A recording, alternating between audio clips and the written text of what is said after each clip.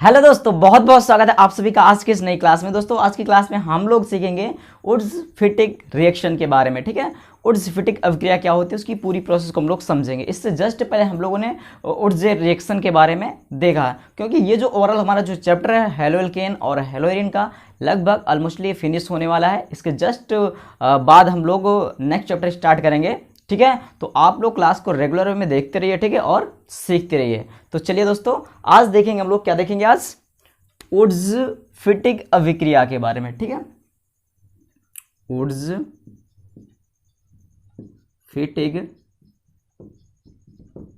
अभिक्रिया mean वुड्स-फिटिक reaction, वुड्स-फिटिक reaction. तो दोस्तों ये वुड्स-फिटिक अभिक्रिया क्या होती है, अगर आपने देखा हो कि मैंने फिटिक अभिक्रिया के बारे में मैंने आपको प्रीवियस क्लास में मैंने बताया। ठीक है, अगर उस क्लास को आपने नहीं देखा तो उस क्लास को आप लोग देख लीजिए दोस्तों। तो यहाँ पर देखिए, सबसे पहले आपको समझना क्या है कि ओवरऑल इसमें होता क्या है। ठीक है, वुड्स-फिटिक अभिक्रिया आखिरकार कहते किसे हैं। तो देखिए यहाँ पर हम क्या करते हैं, जो हमारा क्लोरोबेंजीन होता है, ठीक है, जो हमारा क्लोरोबेंजीन होता है उसको हम किससे रिएक्ट कराते हैं, सोडियम और किसी एल्किल हैलाइड से। सोडियम और किसी एल्किल हैलाइड से रिएक्ट करवाते हैं, किसकी प्रेजेंस में, ड्राई ईथर मतलब शुष्क ईथर की उपस्थिति में क्रिया करवाते हैं, तो हमको एल्किल बेंजीन प्राप्त होता है। मतलब एज लाइक जैसे टॉलुइन वगैरह सब चीज़ें हमें क्या होती हैं, प्राप्त होती हैं। ठीक है, चलो तो यहाँ पर हम देखेंगे दोस्तों कि शुष्क ईथर की उपस्थिति में, शुष्क ईथर की उपस्थिति में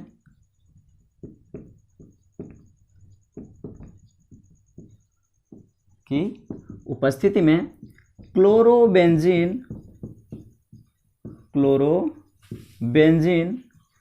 एल्किल हैलाइड, ठीक है, किसके साथ, एल्किल हैलाइड व सोडियम मतलब सोडियम के साथ भी, ठीक है, व सोडियम इन Na के साथ शुष्क ईथर की उपस्थिति में क्लोरोबेंजीन एल्किल हैलाइड व Na मतलब सोडियम के साथ क्रिया करके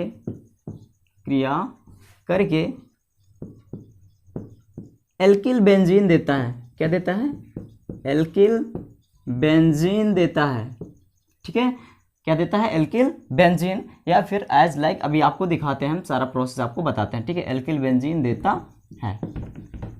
अब देखिए मेरे दोस्तों यहाँ पर होगा क्या। ठीक है, अब यहाँ पर आपको समझना है कि हम भैया क्या करेंगे, यहाँ पर देखो जो हमारा क्लोरोबेंजीन होगा उसको लेंगे। ठीक है, जो हमारा क्लोरोबेंजीन होगा उसको हम लेंगे। तो क्लोरोबेंजीन का फॉर्मूला क्या होता है, आप सबको मैंने बताया C6H5Cl, ये हमारा क्या हो गया, क्लोरोबेंजीन हो गया। उसके बाद यहाँ पर हम क्या करते हैं, उसके बाद हम किसको रिएक्ट करवाएंगे, सोडियम। तो यहाँ मैंने लिया क्या, सोडियम। ठीक है, अब यहाँ पर क्या किया मैंने, सोडियम लिया।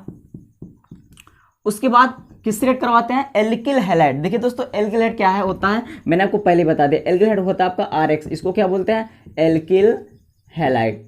तो आपको मैंने बताया कि R की जगह पर आप CH3 भी ले सकते हो, C2H5 भी ले सकते हो, C3H7 भी ले सकते हो, और X की जगह पर आप क्या ले सकते हो, X की जगह पर आप FCl-Bri हमारे हेलोजन, बट नॉर्मली आपका Cl-Bri ही लिया जाता है। वो क्यों F क्यों नहीं लिया जाता, चलते वो भी रीजन बताऊंगा आपको। तो यहाँ पे क्या हो जाएगा, अगर आपने लिया Cl तो CH3Cl, ये भी आपका एल्किल हैलाइड के अंतर्गत आ गया, इसका नाम क्या हो जाएगा, मेथिल क्लोराइड। और यहाँ पर मैंने लिया तो इसका नाम क्या हो जाएगा, एथिल क्लोराइड। अगर इसी की जगह पर मान लो मैंने Br लेता तो इसका नाम क्या हो जाता, मेथिल ब्रोमाइड, और इसका नाम क्या हो जाता, इसका नाम हो जाता एथिल ब्रोमाइड। सेम अगर ऐसे यहाँ पर हम क्या लेते हैं, अगर आयोडीन लेते तो मेथिल आयोडाइड और एथिल आयोडाइड ऐसे नाम हो जाता।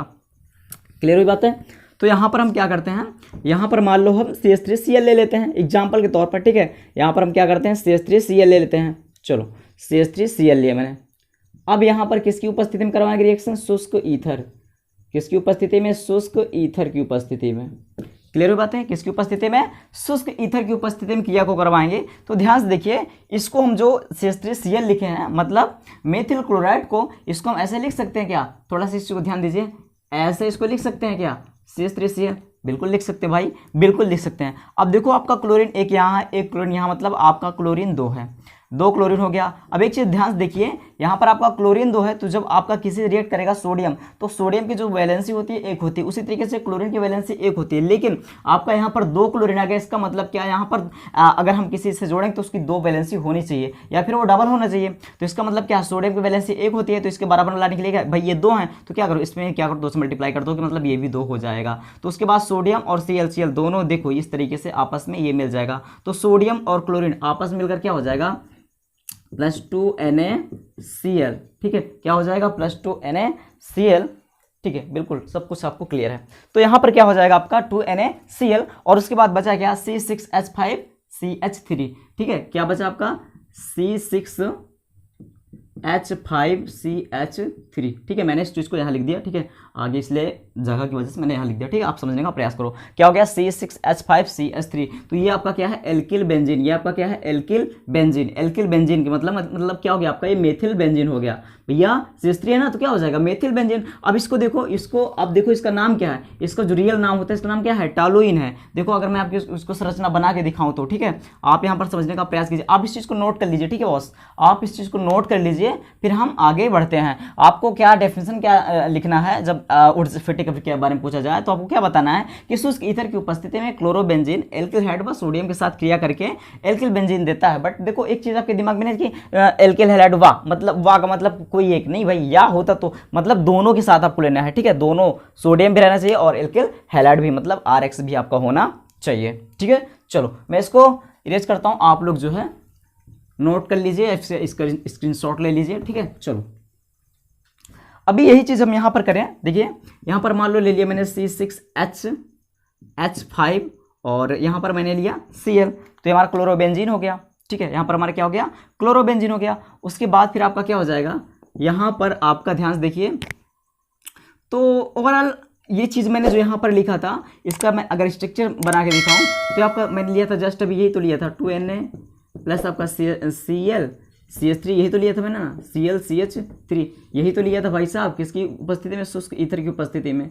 ये सब प्रोसेस तो मैंने करवाया ही था, शुष्क ईथर अभी जस्ट मैंने करवाया। तो देखिए इसका संरचना, इसकी संरचना ऐसी ही तो बनेगी भाई साहब, मैंने आपको कई बार बता दिया। तो क्या हो जाएगा आपका Cl और प्लस आपका 2Na प्लस ClCH3।